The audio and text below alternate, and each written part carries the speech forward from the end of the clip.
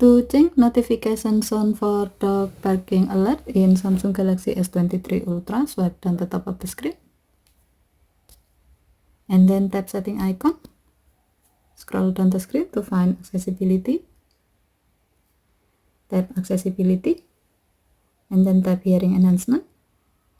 Tap sound notification and then tap open sound notification. Next, tap the setting icon at the top right. Under preferences section, tap sound types. While the alert for sound notification is set to allow sound and vibration, tap notification categories. Under priority section, tap dog barking. While the alert for dog barking sound notification is set to alert, tap sound. Now select the desired sound you like to use.